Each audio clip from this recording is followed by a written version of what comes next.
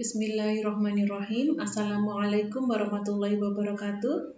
Saya ucapkan terima kasih atas kesempatan yang telah diberikan kepada saya untuk mempresentasikan karya tulis ilmiah saya dengan judul Gambaran Peresepan Obat Infeksi Saluran Kemih pada Pasien Rawat Inap di RSU PKU Muhammadiyah Yogyakarta tahun 2019. Perkenalkan, nama saya Yuli Fitriani, nomor induk mahasiswa RPL 1984031. Tak lupa saya ucapkan terima kasih juga kepada Ibu dosen penguji, Ibu Rina Widyastuti, Master Sains APT, Ibu Tri Lestari, Master Sains APT, dan Ibu Nur Ismiati, Master Sains APT. Pendahuluan.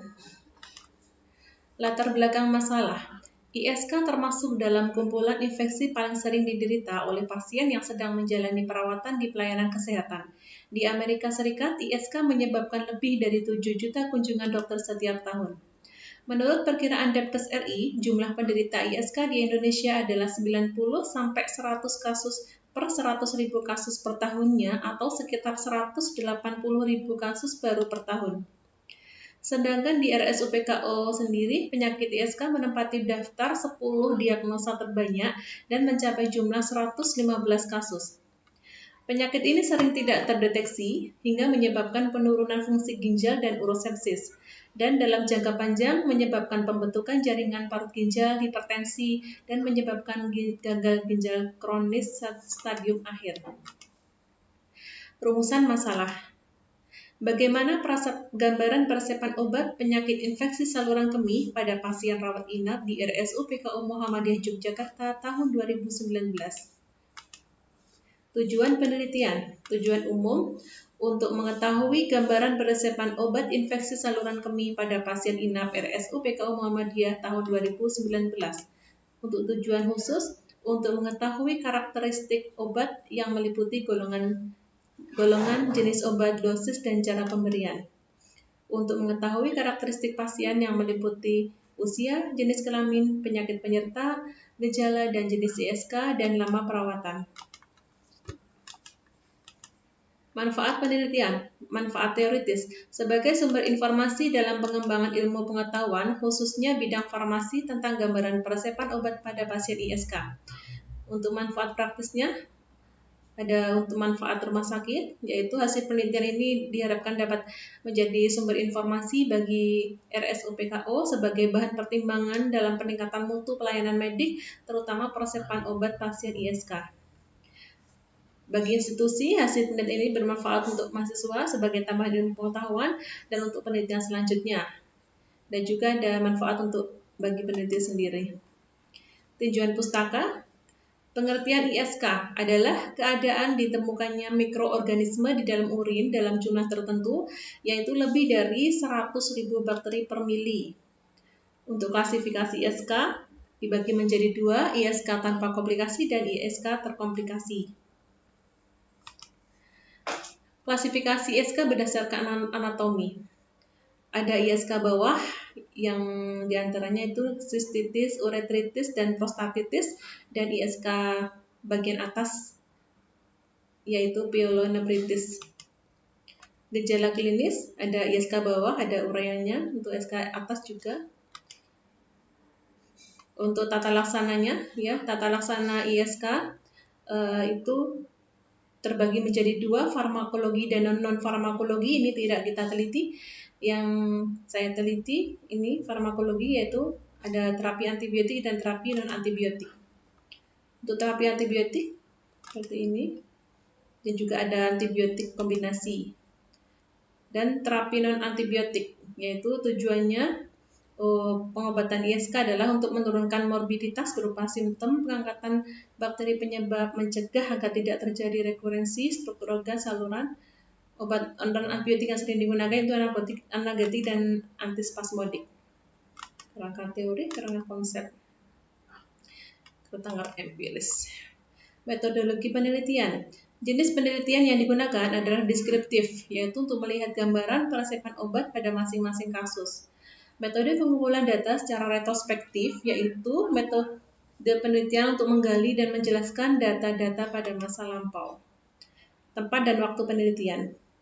Waktu digunakan penelitian pada bulan Maret sampai Juli 2020. Lokasi penelitian di RSUD PKU Muhammadiyah Yogyakarta. Subjek penelitian yaitu pasien rawat inap yang memiliki diagnosa ISK. Dan objeknya adalah peresepan pasien rawat inap di RSUD PKU Yogyakarta. Populasi semua data rekam medis pada pasien rawat inap dengan diagnosa utama ISK di RSUD PKU dengan jumlah total 115 kasus. Untuk sampelnya menggunakan sampel total atau sampel populasi. Definisi rasional ini ada pengertian dari karakteristik pasien berdasarkan obat ya, untuk karakteristik pasien sendiri. Gambaran persiapan obat, ada profil pengobatan pasien, dosis, dan frekuensi menggunakan obat. Instrumen penelitian, kita menggunakan SIM, Sistem Informasi Manajemen Rumah Sakit, rekam medis pasien, dan profil pengobatan pasien. Bahan penelitian yaitu menggunakan data sekunder rekam medis pasien yang meliputi karakteristik pasien dan karakteristik obat.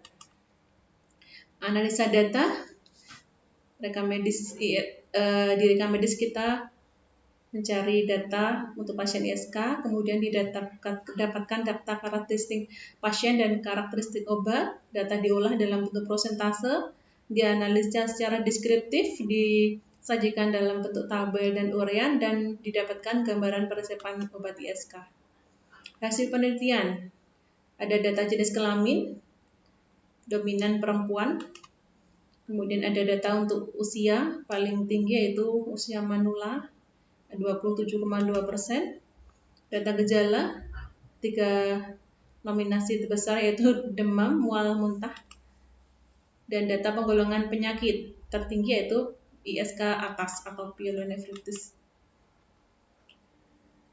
Data penyakit penyerta, ini saya cantumkan 10 tertinggi data penyakit penyerta. Selebihnya ada tapi tidak dicantumkan. Dan untuk data lama perawatan, paling tinggi yaitu 3 hari, 23,5%. Untuk data penggunaan parenteral tunggal, tertinggi yaitu ceftriaxone golongan cefalosporin 33%. Penggunaan antibiotik per oral tertinggi juga sama cefalosporin 43%. Bisa dilihat ini uraiannya. Data penggunaan antibiotik parenteral kombinasi seperti ini. Data penggunaan antibiotik parenteral berdasarkan kombinasinya, ada yang tunggal sebanyak 92%, kombinasi sekian. Untuk penggunaan obat non antibiotika, tertinggi adalah golongan kelas terapi antibiotik antasida dan tukak lambung 92%. Uraiannya sudah tercantum. Kesimpulannya tadi sudah diuraikan ya, yaitu berdasarkan karakteristik pasien dan juga karakteristik obat. Terima kasih. Demikian presentasi dari saya. Kurang lebihnya mohon maaf. Assalamualaikum warahmatullahi wabarakatuh.